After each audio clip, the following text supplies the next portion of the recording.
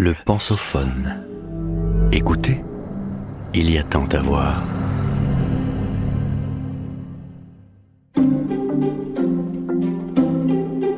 Histoire des idées. La santé et le corps. Par Sophie Doudet, professeure de culture générale à Sciences Po Ex. Épisode 1. Ceci est mon corps.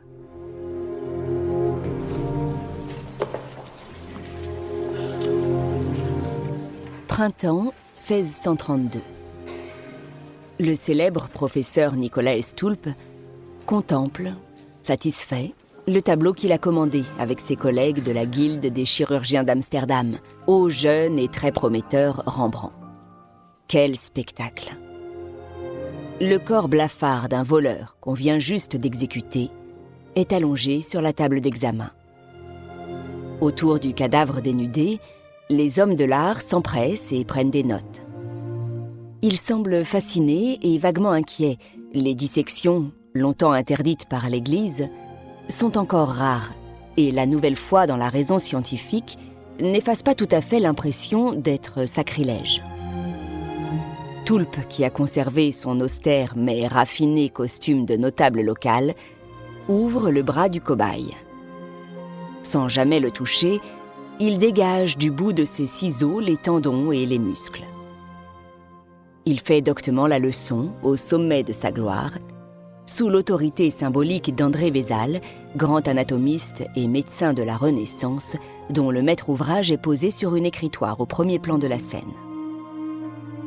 Le temps est suspendu au pinceau du génial peintre.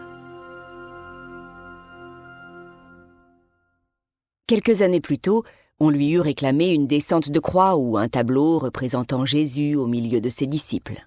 Ceci est mon corps, ceci est mon sang. On le fera encore, mais à présent, la scène moderne se joue davantage chez les marchands et les savants, qui paient fort bien pour admirer la mise en scène de leur ascension sociale. Qui possède le savoir aura le pouvoir. Le divin condamné est alors remplacé par le larron, et le corps sacré n'est plus nimbé du mystère de la transfiguration. Désormais, la science dévoilera le monde.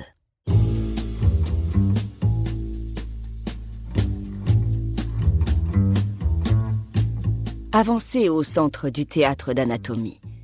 Observez la belle mécanique du corps, approchez, et vous saurez tout. Ou presque. Car le tableau aux apparences réalistes intrigue. On commençait ordinairement les véritables séances de dissection par l'examen des viscères, et non par la plus noble et pudique main. Le visage était par ailleurs dissimulé sous un linge, or il est ici plongé dans un clair-obscur qui maintient une forme d'humanité, sinon de dignité. Enfin, l'expression curieuse et troublée des chirurgiens qui se penchent sur le corps n'est pas sans rappeler celle, plus terrifiée encore, de riches nobles découvrant au détour d'une promenade festive une charogne que les triomphes de la mort de la Renaissance représentaient à l'envi un siècle auparavant. Memento mori, vanité des vanités. Quelque chose échappe, invisible. L'âme, ou ce qui anima cette machine corporelle. Ce qui se joue dans cette œuvre dépasse ainsi les trajectoires personnelles d'un peintre aux portes de la célébrité et d'un fameux médecin. Elle signifie l'avènement d'une société moderne qui va peu à peu substituer une interprétation mécaniste et rationnelle de l'homme à sa justification religieuse. Ce qui se joue aussi dans le regard fier de Toulpe, c'est l'essor du pouvoir médical face à la puissance cléricale. Les médecins sont devenus le clergé de la seule religion universelle, l'Église de la santé heureuse et méritée, constate avec amertume l'écrivain et médecin Martin Winkler dans La maladie de Saxe.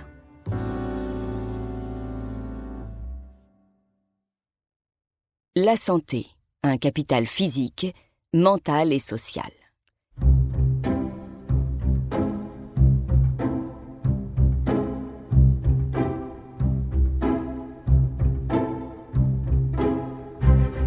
Dans une société sécularisée et en mal d'idéologie, La médecine constitue un nouveau grand récit ordonnateur, une nouvelle bio-éco-religion, selon l'universitaire Lucien Sfez.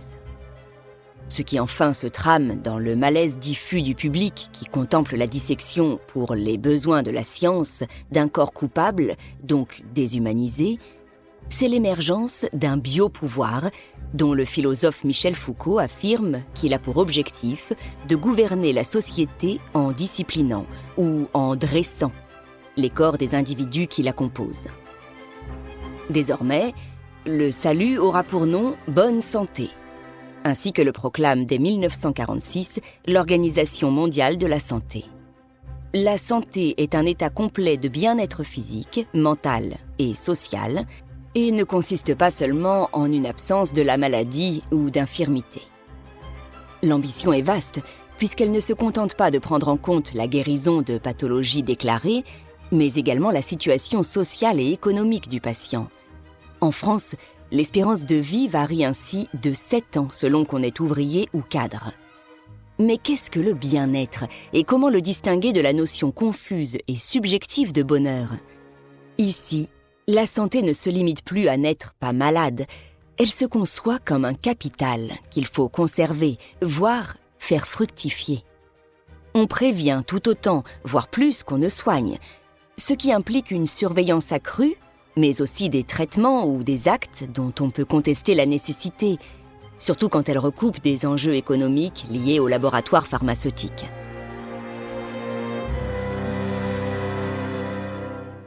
La santé est-elle dès lors un marché comme un autre ? A-t-elle un prix, puisqu'elle a un coût ? Au nom enfin de quel idéal de normalité décide-t-on que l'infirmité est incompatible avec le bien-être ou la bonne santé ? Du corps soigné au corps moralisé, il n'y a qu'un pas, qui sépare aussi la démocratie sanitaire et le totalitarisme hygiéniste, le soignant et le maltraitant, ou le patient et le client. Plus de 3 siècles après la leçon d'anatomie de Rembrandt, les médecins, nouveaux héros d'une société désenchantée, continuent de se pencher sur le corps souffrant et ses imageries modernes. Si les progrès et prouesses sont indéniables, le mystère demeure autour de l'irréductible tabou. Même en bonne santé, comme l'écrit Camus dans Caligula, les hommes meurent et ils ne sont pas heureux. Vous venez d'écouter le premier épisode de cette série. Retrouvez-en l'intégralité sur lepensophone.fr.